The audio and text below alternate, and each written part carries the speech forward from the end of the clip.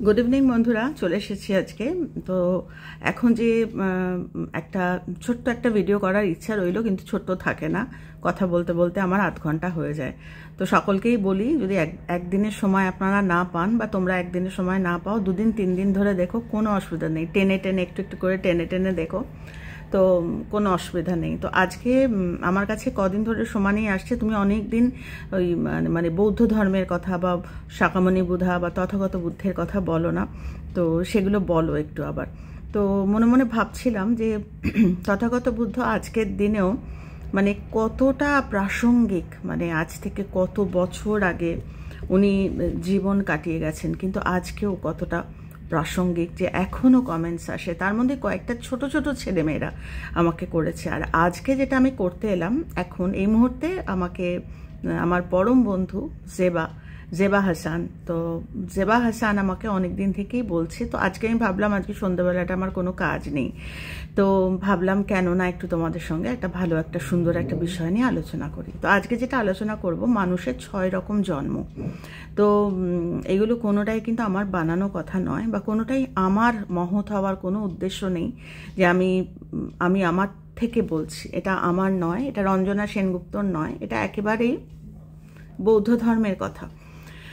তো 6 রকম জন্মের কথা বলা হয়েছে, এবং তোমরা প্রশ্ন করতে পারো বা আপনারা প্রশ্ন করতে পারেন যে জন্ম মৃত্যু আমরা কে দেখেছি, আমরা 6 রকম জন্ম দেখব কি করে। তো এর আগেও আমি বলেছি, আমি আবার বলছি, সেটা হচ্ছে আমাদের জীবন দেখে কিন্তু বোঝা যায়।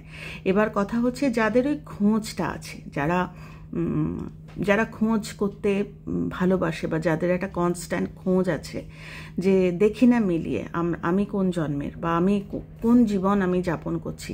কেননা বলা হয় যে যেরকম জীবনই আমরা যাপন করি না কেন, আমরা কিন্তু বেটার হতে পারি। যেরকম আমরা নিচের দিকে আমরা যেতে পারি, আমরা খারাপ হতে পারি, আবার আমরা কিন্তু ইচ্ছা করলে বেটারও হতে পারি। তো আমি শুরু করছি 6 রকম জন্মের। প্রথম যে জন্ম সেটা বলছে যে মানে টর্মেন্টেড বার্থ। মানে কথাটা শুনলে একটা অদ্ভুত লাগে, আমি এক্স্যাক্টলি টর্মেন্টেড কথাটার বাংলা আমি বলতে পারছি না, তবে এই জন্মটা একটা অদ্ভুত জন্ম।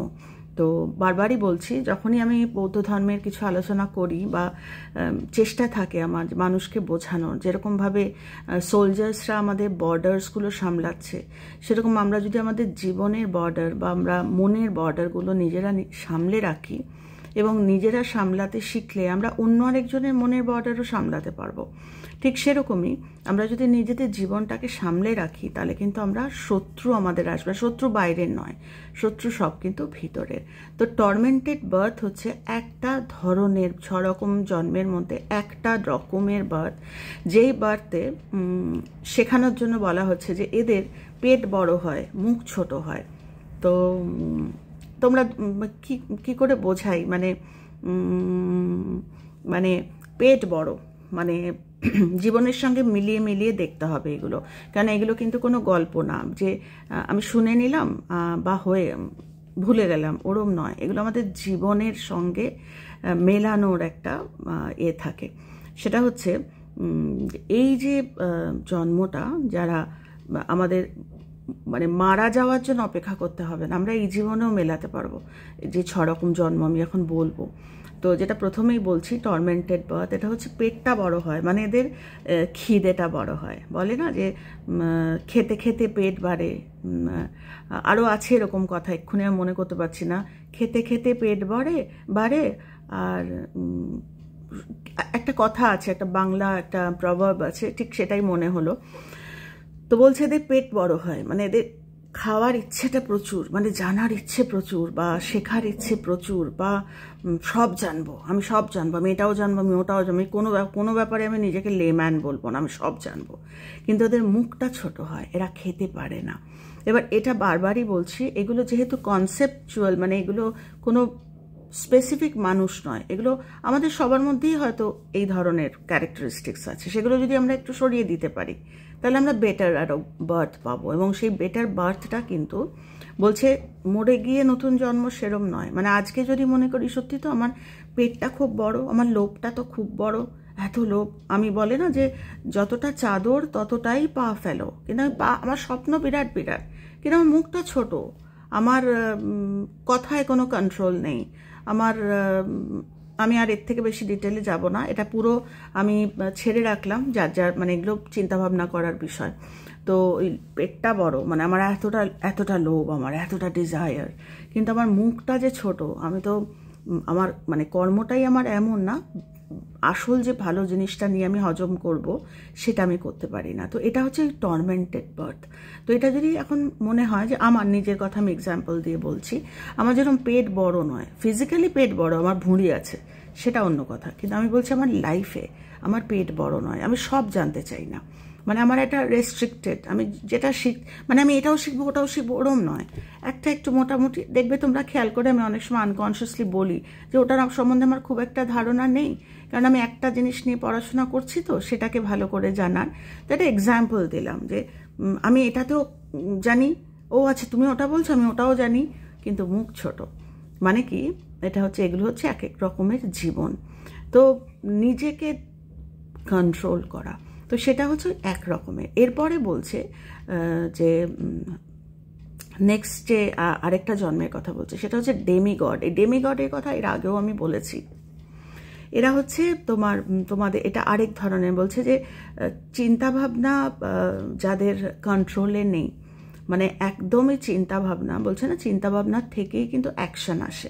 তো যাদের চিন্তাভাবনাটা একেবারেই মানে কন্ট্রোলে নেই, মানে সাময়িক একটা ঘটনা ঘটলো, আমি আমার নিজের নীতিবোধ বা আমার প্রিন্সিপাল আমি চুপ করতেই জানলাম না, আমি ইমিডিয়েটলি স্পার্ক করলাম, বা আমি ইমিডিয়েটলি মানে তার মধ্যে বেশিরভাগ ক্ষেত্রেই হয় যারা একটু দুর্বল তাদের ওপর আমরা বেশি করি। তো এরা হচ্ছে ডেমিগড। ওপর হয়তো মনে হচ্ছে যে অনেক কিছু জানে, কিন্তু একটু খুঁচিয়ে দিলেই কিন্তু বিরাট কিছু জানে, বা বিরাট কিছু লিটারেট, মানে অনেক অনেক শিক্ষিত, অনেক টেকনিক্যাল, অনেক জ্ঞান বা অনেক কিছু।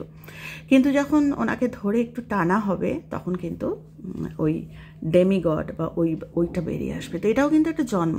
এবার আবার আমি রিপিট করছি সেম জিনিসটা, এটার জন্য আমাকে মৃত্যুর পরে আমি কি হব দেখতে হবে না, এ জন্মে আমি কি ওরকম এইটা দেখতে হবে। যে আমাকে খোঁচালেই কি আমি রেগে যাই, আমি কি খোঁচালেই মানে আমি যদিও দেখতে মানে বলছে না প্রত্যেকটা মানুষের মধ্যে ঐশ্বর্য ডিভিনিটি রয়েছে প্রত্যেকটা মানুষের মধ্যে, কিন্তু আমার মধ্যে কি ওই ব্যাপারটা আছে যে আমি নিজেকে ভালো ভাবি, কিন্তু একটু খুঁচিয়ে দিলেই আমি একটা অন্যরকম চেহারা নিই।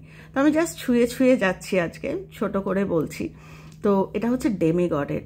এরপরে আবার আরেকটা আসছে, সেটা হচ্ছে ঘোস্ট জন্ম। তো তোমরা হয়তো ভাবছো যে মানুষ আবার ঘোস্টের কি জন্ম নেবে? হ্যাঁ, মানুষের মধ্যেও কিন্তু ঘোস্টের জন্ম। সেটা কীরকম?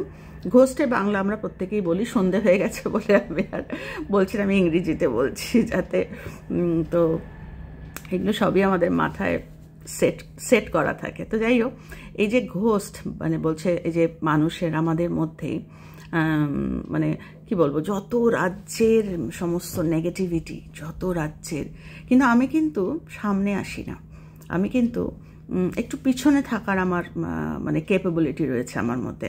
আমি এগিয়ে দিচ্ছি আমার ধ্যান ধারণাগুলো, যেগুলো একটু ঘোস্টলি ধ্যান ধারণা। আমি এর থেকে বেশি আর ডিটেলে যাব না, একটু চিন্তা ভাবনা করার সুযোগ দিলাম, কারণ এই ধরনের টপিকের আগেও আমি আলোচনা করেছি। একটু যাদের খোঁজ আছে, বারবারই তো বলছি, নাহলে এই আলোচনা সবাই তো শুনবে না, যারা শুনবে তাদের একটু চিন্তা ভাবনা করার একটা স্কোপ। তো ঘোস্টলি যে জন্ম আমাদের এই সাধারণ মানুষের মধ্যেও কিন্তু থাকে, মানে এমন না যে আমাকে ওই মরে গিয়ে আবার হয়ে আসতে হবে তা না, মানে আমার আজকের দিনে কি আমার মধ্যে ঘোস্টলি অ্যাপিয়ারেন্স আছে, মানে আমার মধ্যে সারাক্ষণ ওই ঘোস্টলি, যেটা গডলি নয়। তা আমরা জানি সবসময় না, অর্ধেক ঈশ্বর বা অর্ধেক ঘোস্ট বলে কোনো কথা হয় না, হয় ঈশ্বর নয়তো ঘোস্ট।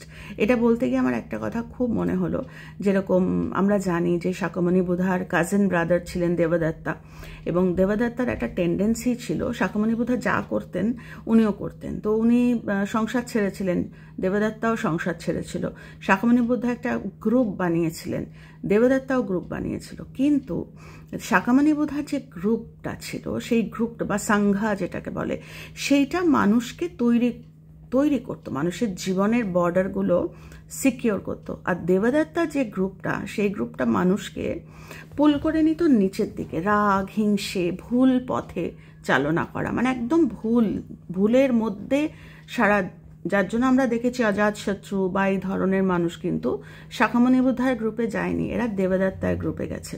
তো আজও বলছে এই গ্রুপগুলো কিন্তু অবিনশ্বর, মানে ইটার্নাল না, মানে সমস্ত জিনিসগুলো ইটার্নাল।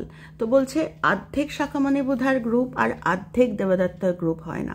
হয় তুমি শাখামণি বুদ্ধার গ্রুপে আছো আজও, নয়তো তুমি দেবদত্তার গ্রুপে আছো, যে গ্রুপে যত নেগেটিভিটি, এ কোনটা খারাপ করলো, ও কোনটা খারাপ করলো, ও আমার সাথে খারাপ করলো, আমি ওকে মিশতে দেবো না, তুমি যদি আমায় ভালোবাসো, ও আমার সাথে খারাপ করেছে, তুমি মিশবে না। তো এইগুলো হচ্ছে সমস্ত ঘোস্টলি অ্যাপিয়ারেন্স। তো এইটাও একটা জন্ম, এই জন্মগুলো কিন্তু কেউ ইচ্ছা করে নেয় না। এবার যদি প্রশ্ন হয়, যদিও ওটা একটা আলাদা টপিক, কিন্তু তাও বলছি কারোর মনের মধ্যে হতে পারে, এই জন্মগুলো কিন্তু বেসড অন কর্মা। আমি দিনের পর দিন যে কর্মগুলো করছি, আজকে 7 দিন যে কর্ম করব সেই নিয়ে আমার 8 দিনের দিন এই জন্ম হবে। বলছে না, রোজ আমাদের জন্ম হয়, রোজ আমাদের জন্ম। 7 দিন আমি যদি ঘোস্টলি অ্যাপিয়ারেন্সে থাকি, তো 8 দিনের দিন আমাকে কেউ আটকাতে পারবে না। আমি ওই আমার অস্তিত্বের মধ্যেই ওই ঘোস্টলি যে জন্ম সেইটা আসবে। তো আমি কটা বললাম আমি খেয়াল করতে পারছি না। তো প্রথমটা বললাম বোধহয় টর্মেন্টেড, তারপরেরটা বোধহয় বললাম ডেমিগড, তারপরেরটা বোধহয় বললাম লাস্টেরটা কি বললাম, তোমার কি বললাম আমি খেয়াল করতে পারছি না। মোটমাট আজকে এই 3টেই আমি রাখলাম। আমি, তোমরা জানো আমি কথা বলতে বলতে পয়েন্টসগুলো ভীষণ ভুলে যাই, মানে লিখে রাখা আমার উচিত ছিল। তো আজকে আমি এই 3টে তোমাদের সঙ্গে আলোচনা করলাম, কালকে আমি আবার আসবো বাকি 3টে তোমাদের সঙ্গে আলোচনা করতে। তো 3টে যে আলোচনা তোমাদের সঙ্গে করলাম, এটা নিয়ে যদি তোমাদের কোনো প্রশ্ন থাকে তোমরা কমেন্ট করতে পারো। তবে একটা কথা আমি আবার রিপিট করছি, সেটা হচ্ছে এই যে জন্মগুলো, মানে এই জন্মগুলো বলতে আমাদের একটা যে জন্ম, যে নড়াচড়া করছি, আমাদের এই যে আমরা নিঃশ্বাস প্রশ্বাস নিচ্ছি, এর মধ্যেই কিন্তু আমরা এগুলো ফিল করতে পারবো। এবং আমাদের সেই ক্ষমতা আছে, আমাদের সেই এবিলিটি আছে, আমরা কিন্তু এগুলো চেঞ্জ করতে পারি। কখন? যখন আমরা সচেতনভাবে চিন্তা করব। এবং যদি মনে করি যে আজকে আমি সচেতন হব, কবে আমি ওরম ভালো জন্ম একটা পাবো, বলছে আজকে যদি ভালো চিন্তা করো, তোমার আজকেই নতুন জন্ম হবে। প্রত্যেকটা মোমেন্ট বলছে এতটা ইম্পর্টেন্ট। আমি আজকে একটা অদ্ভুত জন্মে, একটা টর্মেন্টেড একটা জন্মে ছিলাম, যেখানে আমার এত বড় একটা পেট ছিল, এইটুকু একটা মুখ ছিল, যে আমার ইচ্ছা অনেক, কিন্তু আমার যেটা দিয়ে কজটা আমার, বলছে না বেশিরভাগ, বলছে এই কথা কিন্তু সবটা শেষ করে দেয়। কিন্তু এটা তো আমার ছোট, তো আমি পারি না, আমার ওই এক্সপ্যানশনও নেই। কিন্তু আমি যদি ধীরে ধীরে ওইটাকে বাড়াই, পড়াশোনা করি, ভালো চিন্তা করি, ভালো কথায় থাকি, ভালো সৎসঙ্গে আমি মিশি, তাহলে কিন্তু এইটা আমার বড় হবে। তো এইভাবে আমরা কিন্তু প্রত্যেকটা মুহূর্ত আমরা কিন্তু ওই নতুন, মানে আজকে যে 3টে বললাম, কালকে আরও 3টে বলবো, তোমরা খুব সুন্দর করে মিলিয়ে নিতে পারবে। যে আজকে এই মুহূর্তে আছে মানে আমাকে সারা জীবন এরমই থাকতে হবে তা না। আমি চেষ্টা করলে আমি আজকেই নতুন জন্ম পাবো, এবং সেটা আমি কিন্তু ফিল করব যে কই আগের মতো তো আর রাগ নেই, আগের মতো তো আর মানুষকে হিংসে করি না, আগের মতো তো আর কথা ধরি না আমি, বা আগের মতো তো আমি ভয় পাই না। এইগুলো ধীরে ধীরে হবে কখন? যখন আমি জানবো ব্যাপারগুলো। তো এটা আমার কন্ট্রিবিউশন, আমি চেষ্টা করি তোমাদেরকে জানানো। তো আজকে 3টে বললাম, কালকে বাকি 3টে তোমাদের সঙ্গে শেয়ার করবো। খুব ভালো থেকো তোমরা সবাই, আর যে যেখানে আছো কজে থেকো।